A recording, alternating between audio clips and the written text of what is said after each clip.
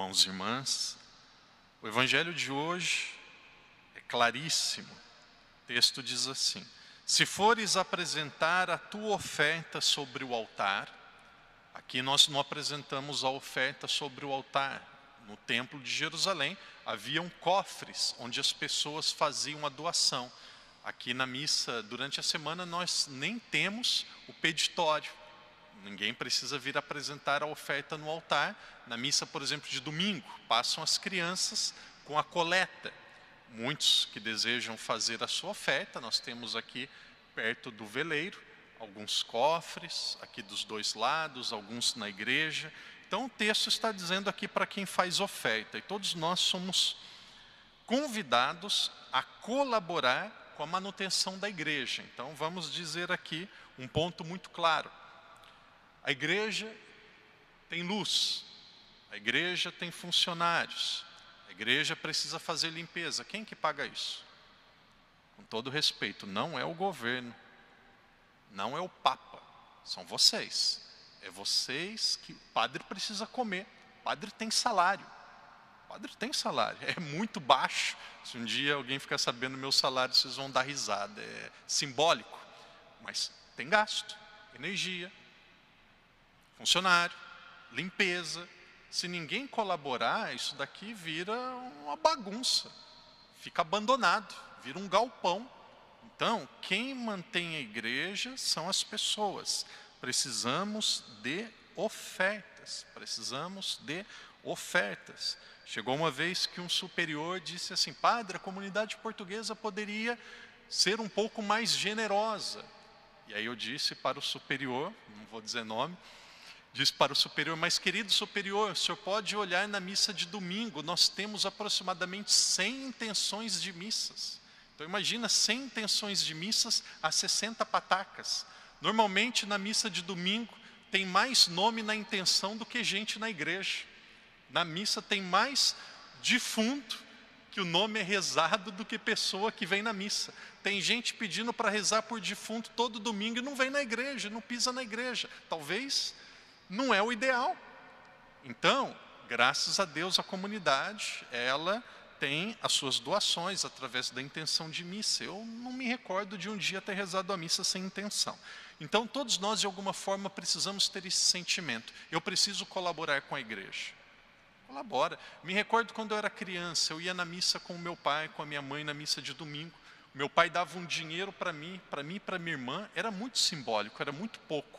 Ele dava uma moeda para mim, moeda ou dinheiro, uma cédula para mim e para minha irmã. A gente ia lá e colocava no peditório, colocava na coleta. Então, uma das minhas alegrias, um dos meus atrativos de ir à missa é que chegava uma hora que eu levantava, ia lá, entregava a doação, e eu gostava daquilo.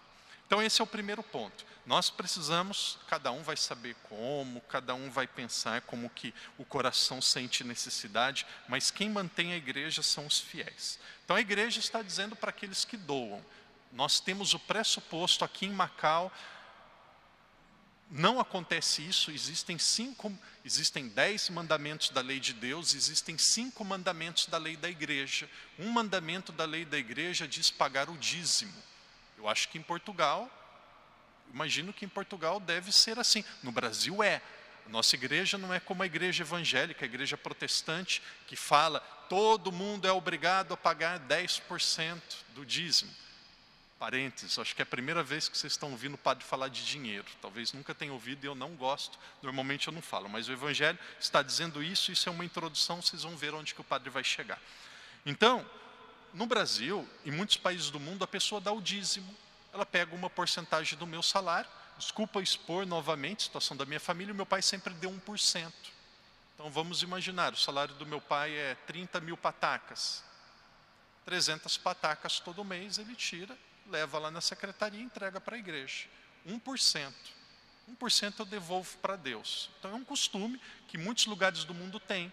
Aqui em Macau, não sei as razões, não se entrega o dízimo. Tem uma pessoa, talvez mais do que uma senhora africana, todo mês ela vai lá no cartório, uma quantia significativa, padre, esse é o meu dízimo. E aí serve para a manutenção da igreja. Então todos nós que somos católicos, e aqui todo mundo é pai, é mãe, tem criança, a gente deve ter essa ideia. Entra na igreja, olha ali, ó, tem luz. Ó, a igreja é muito bem iluminada, hein?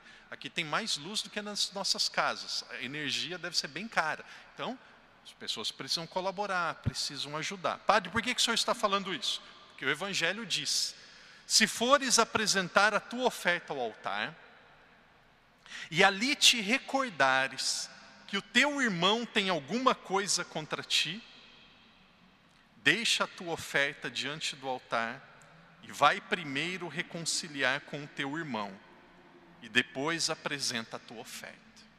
Jesus está dizendo que se nós fazemos uma doação, ajudamos a igreja, damos uma contribuição, mas guardamos raiva de alguém no nosso coração, guardamos mágoa de alguém, guardamos inimizade, aquela oferta não valeu.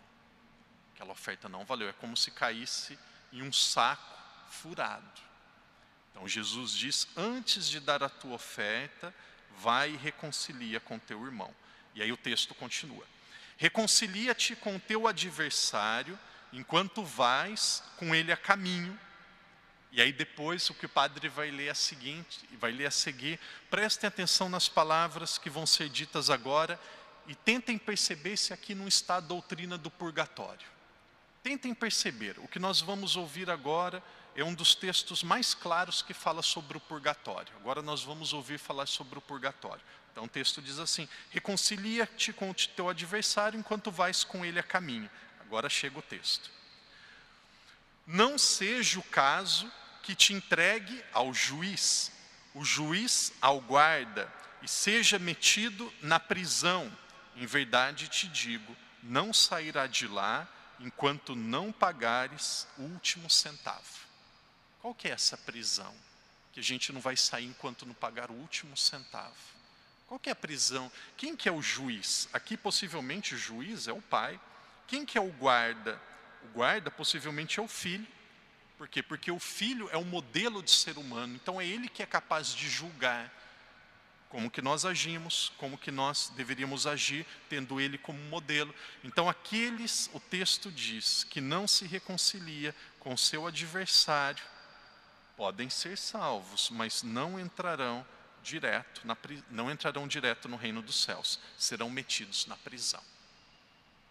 Todos nós temos alguns descontentamentos e algumas dificuldades de relacionamento com pessoas.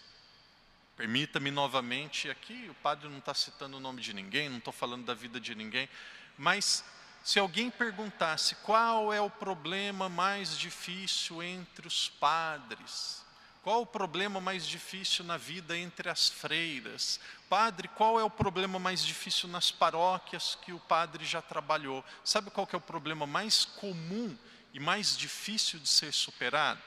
Não é problema de dinheiro, não é problema de fé, problema de relacionamento.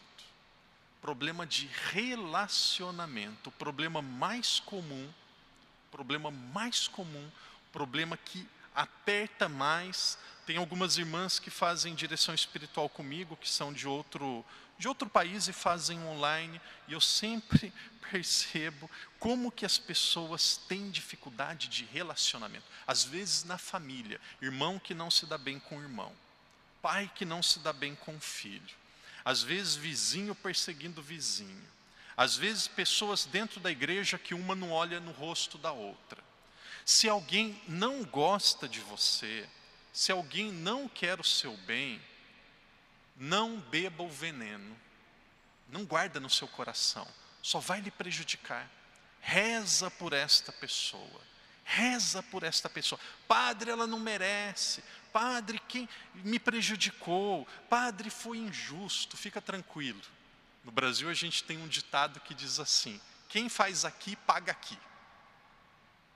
Não é nem para Deus, não é nem depois da morte. As pessoas que são más, aqui na vida elas encontram aquilo que elas plantaram. Então, não queira fazer revanche com o revanchismo, não queira fazer justiça com a sua própria mão. Não guarde sentimento de raiva, de ódio. sentimento ruim no seu coração, só faz mal a você. Muitas vezes acontece uma cura entre irmãos, apenas no momento de dor. Aconteceu uma vez, eu celebrando uma missa de funeral, eu disse assim, olha, no fim, todos nós vamos terminar do jeito que está esta pessoa aqui, este irmão. Por isso, reconcilie-se com as pessoas da sua família. Passou alguns dias, veio um senhor chorando no cartório da Sé e disse, padre, obrigado por aquilo que o senhor falou. Fazia 30 anos que eu não conversava com meu irmão. 30 anos que a gente não conversava por causa de algo tão bobo, algo tão pequeno. Nós voltamos a conversar e hoje as coisas estão muito melhores. Não precisa ser amigo, não precisa convidar para ir na sua casa, não precisa comer pizza, não precisa yamtsa, não precisa. Bom dia, boa tarde, boa noite, tudo bem? Se nós que somos cristãos não darmos esse exemplo, quem vai dar esse exemplo? Parta de nós, parta de nós. Não guarde mágoa, não guarde rancor, fique tranquilo, fique tranquilo. Deus, Ele saberá julgar cada um conforme o merecimento de cada um. A cada um de nós cabe, e aqui nós temos um grande tesouro que é o nosso coração, a cada um de nós cabe termos paz na nossa alma. Uma pessoa que não perdoa, ela não tem paz. Pessoa que não perdoa, aqui novamente, não é para se dar bem com todo mundo não, é para ter o mínimo possível de capacidade de dizer bom dia, boa tarde, boa noite, tudo bem, rezo por você. E aqui o padre encerra um assunto também que às vezes é um assunto difícil, mas é preciso falar. Existe, muitas vezes, em cidade pequena, existe muito algo chamado fofoca. Fofoca significa falar mal da vida dos outros. Como que uma pessoa que recebe Jesus e põe Jesus na sua boca, depois usa a língua como uma serpente venenosa para destruir o outro, destruir às vezes a família, a reputação, a honra. Querido irmão, querida irmã, que Deus nos ajude, entre nós que somos cristãos, a termos o mínimo de relacionamento para um dia nós não sermos lançados na prisão. Quando nós perdoamos, quando nós respeitamos, a primeira e a pessoa que ganha mais com isso é a gente mesmo. Não guarde mágoa no seu coração, principalmente com as pessoas da sua casa. Principalmente, fica tranquilo, Deus vai julgar. Me recordo, e agora o padre encerra de fato, dizendo assim, me recordo, já disse outra vez, primeiro ano de seminário eu tinha dificuldade com um colega de seminário. E não gostava, não dava bem, parece que era pesado. Desculpa, eu até rezava para Deus, falei assim, será que vai ser padre mesmo? Depois ele saiu e cuidou da vida dele. E eu briguei, reconciliei, e uma vez eu ligando para minha casa, contei para minha mãe e falei, com ele eu não quero mais conversa. Não quero, me prejudica, faz mal, não quero. Minha mãe me disse algo que eu nunca esqueci, vou terminar com essa frase. Falei assim, mãe, eu não vou atrás novamente. Minha mãe disse, filho, quem tem mais amor dá o primeiro passo. Quem tem mais amor dá o primeiro passo. O primeiro passo não vai dar quem está certo, nem quem está errado. O primeiro passo dá quem tem mais amor. Então, guarde no seu coração, leve para casa. Se tem alguma coisa para resolve enquanto a pessoa ainda está a caminho com você aqui na terra.